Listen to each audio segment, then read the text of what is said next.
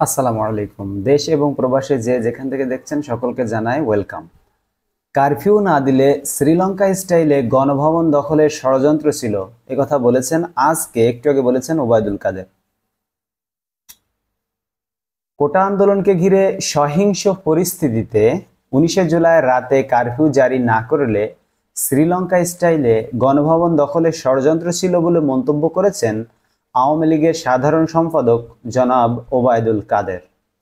এ বিষয়ে বিএনপির প্রতি ইঙ্গিত করে সরকারের সড়ক পরিবহন ও সেতুমন্ত্রী ওবায়দুল কাদের বলেন, আপনাদের বিএনপি নৃশংসতা হানাদার বাহিনীকে হার মানিয়েছে। ক্ষমতার জন্য লন্ডনে পলাতক তারেক রহমান গণঅভ্যুত্থান ঘটিয়ে শ্রীলঙ্কা স্টাইলে প্রধানমন্ত্রী বাড়ি দখল করার টার্গেটও ওই রাতে ছিল, যদি কারফিউ জারি না থাকতো। মুরব্বী, অত সহজে হবে না। আওয়ামী লীগ বুদ্ধি নিয়ে রাজনীতি করে, আওয়ামী লীগের মাথায় প্রচুর বুদ্ধি, স্বীকার করতেই হবে।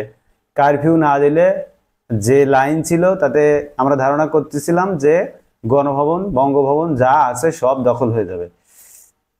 সুতরাং আওয়ামী লীগ কিন্তু সেই সুযোগ দেয় না। এই প্ল্যান তাদের ছিল, শ্রীলঙ্কা স্টাইলে প্রধানমন্ত্রী বাড়ি আক্রমণ করা, অভ্যুত্থানের উপর ভর করে হাওয়া ভবনের যুবরাজ ক্ষমতা দখল করত। যুবরাজ কোথায় থাকে? লন্ডন। এটাই তো তাদের পরিকল্পনা। আজ রোববার রাজধানীর তেজগাঁওয়ে ঢাকা জেলা আওয়ামী লীগের কার্যালয়ে দুস্থদের মাঝে খাদ্য সামগ্রী বিতরণ অনুষ্ঠানে এসব বক্তব্য দেন জনাব ওবায়দুল কাদের সাহেব। ঢাকা জেলা আওয়ামী লীগের উদ্যোগে দুস্থদের মাঝে 10 কেজি চাল, 2 কেজি আলু, 1 কেজি করে ডাল ও লবণ এবং 1 লিটার তেল দেওয়া হয়। ওবায়দুল কাদের আরো বলেন, বিএনপি যখন স্বাধীনতা বিরোধী, দেশ বিরোধী, উন্নয়ন বিরোধী অপশক্তিকে নিয়ে নতুন প্ল্যাটফর্ম করার আহ্বান জানান দিচ্ছে, তাদের আহ্বানে তাদের দোসররা সাড়া দেবে। এটাই স্বাভাবিক, এটাই হওয়ার কথা, সাড়া দিচ্ছেও যতটুকু জানি। মাথা যেদিকে যাবে লেজও সেদিকে যাবে। ইয়েস, মাথা যেদিকে যাবে নাকও সেদিকে যাবে। ওই তো ঠিক আছে, লেজও সেদিকে যাবে। সুতরাং কোনো সমস্যা নেই। এখন মাথা যেদিকে যাবে লেজও সেদিকে যাবে, এতে নতুনত্ব কিছু নেই। এটা স্বাভাবিক, এটাই প্রাকৃতিক ছিল, নতুনত্ব কিছু নেই। তবে তাদের ঐক্য অগ্নিসন্ত্রাসদের ঐক্য। বিএনপির যে আমার যে ঐক্য করেছে এটা হচ্ছে গিয়ে আওয়ামী লীগ বলছে অগ্নিসন্ত্রাসদের ঐক্য, দেশ ও দেশের উন্নয়নে ধ্বংসের ঐক্য।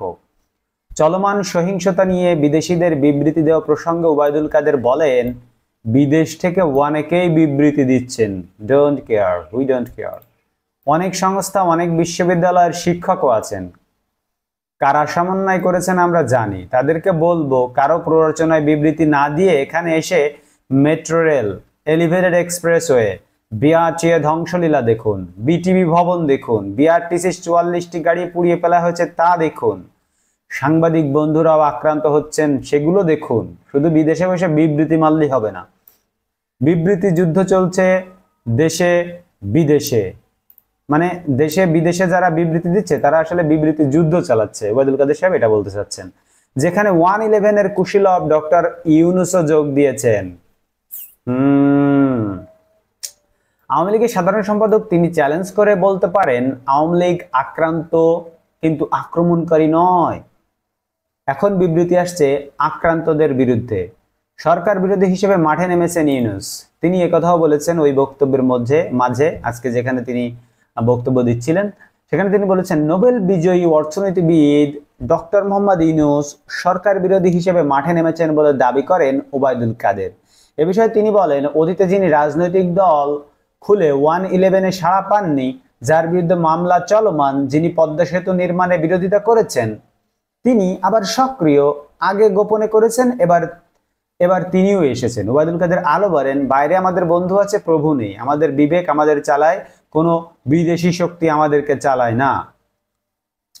সুতরাং সেনাবাহিনী কোথায় গুলি করেনি দাবি করে ওবায়দুল কাদের বলেন, প্রধানমন্ত্রী শেখ হাসিনা যখন কারফিউ দেওয়ার সিদ্ধান্ত দিলেন সেনাবাহিনী নামলো। আমি চ্যালেঞ্জ করে বলছি, সেনাবাহিনী কোথাও একটা গুলিও ছোড়েনি, একথা বলছেন ওবায়দুল কাদের। অথচ অপবাদ দেওয়া হচ্ছে আমরা যেন হাজার হাজার মানুষ মেরে ফেলেছি। আজকে আমাদের মেরে ফেলা, গতকালকে তালিকায় দেখছি আমাদের 12 জন কর্মী। এ সময় পুলিশ ও আওয়ামী লীগের নিহত এক নেতার নাম উল্লেখ করে ওবায়দুল কাদের বলেন, এগুলো করেছে আক্রমণকারীরা।